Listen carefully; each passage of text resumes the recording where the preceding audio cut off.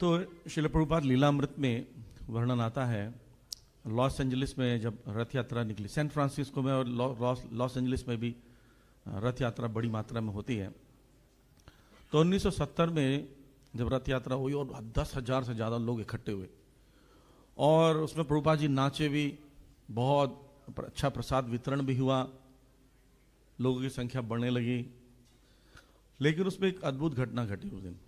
क्या हुआ, प्रभुपाद जी जब लेक्चर कर लिए हैं और लौट कर जब आ रहे हैं तो उस समय क्या हुआ कि एक भक्त आया और प्रभुपाद जी को पहली बार छपा कृष्ण बुक का 6 कॉपीज दिए उनको, 6 कॉपीज फर्स्ट टाइम। तो प्रभुपाद जी उसका कवर को खोले, जो ऊपर कवर लगा था उसको खोलकर उन्होंने देखा, सबसे ऊपर में लिखा था गोल्डन कलर में कृष्णा, रेड कलर का वो कवर था, उसमें डिजाइन बना हुआ था।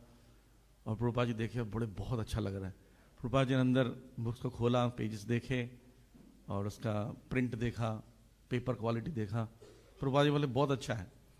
और तब तक लोग कुछ अद्भुत चीज प्रभुपाद जी के हाथ में है और उस समय प्रभुपाद जी जो करते थे सब नोट करते थे।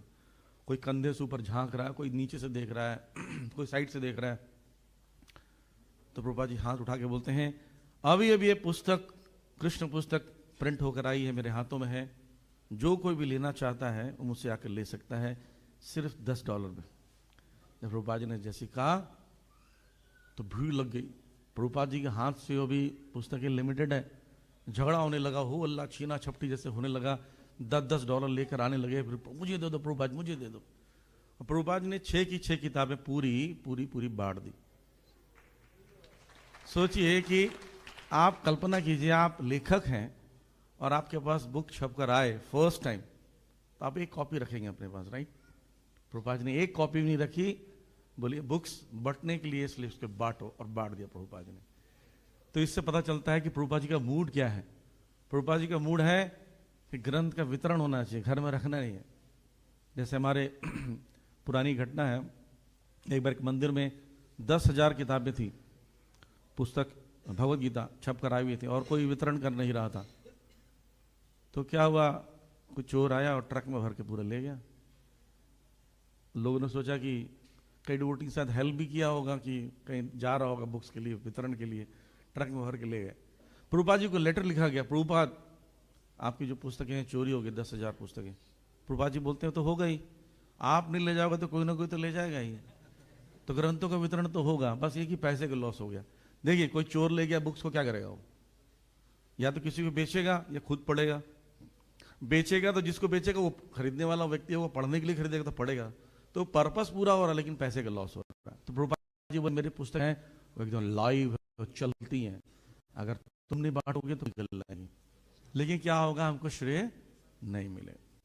ऐसी घटना और भी हुआ जब 1967 में जब पहली बार टीचिंग्स ऑफ लॉर्ड चैतन्य छप कर आई, तो एक कॉपी आई, फर्स्ट कॉपी प्रभुपाद जी के पास आई। उसी समय प्रभुपाद जी के कमरे में उनके शिष्य सत्यव्रत प्रभु बैठे हुए थे और वो हाल में ही झगड़ा उड़ा, थोड़ा सा छोटा मोटा झगड़ा की वजह से वो छोड़ दिए थे मंदिर, इसको आनी छोड़ दिया था।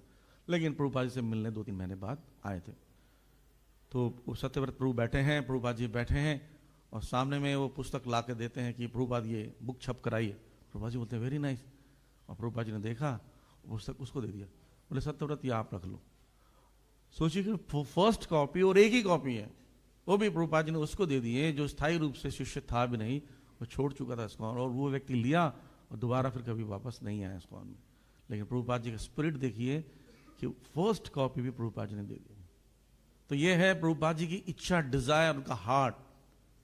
जैसे मैंने मधुसुंदर प्रभु से पूछा कि प्रभु जी आप ग्रंथों का वितरण करने की जोश कहाँ से आता है?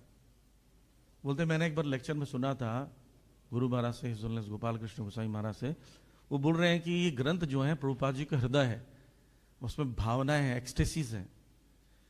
तो मैं सोचता हूं कि मैं श्रील प्रभुपाद जी के हृदय, श्रील प्रभुपाद जी की भावनाएं सामान्य जनता के पास पहुंचा रहा हूं, इसलिए मेहनत करता हूं। देखिए, ये भावना होना चाहिए हमारा, राइट, कि हम ग्रंथों को पहुंचा रहे हैं, मतलब प्रभुपाद जी की भावना लिखें, प्रभुपाद जी का भावार्थ है वो, है ना, ट्रांसलेशन सिर्फ नहीं है, या तात्पर्य नहीं, वह प्रभुपाद जी का भावार्थ है। तो प्रभुपाद जी का हार्ट से निकली हुई चीज़ जो दूसरे को देना है, और सोचिए श्रील प्रभुपाद जी का भावार्थ, किसी की भावनाएं, एक्सटेसिस, आनंद जो है किसी के पास पहुंच जाएगा तो वो व्यक्ति भक्त बने बिना रह नहीं सकता, है ना। तो देखिए प्रभुपाद जी ने अपने आचरण से करके दिखाया कि ग्रंथों का वितरण कैसे करना चाहिए।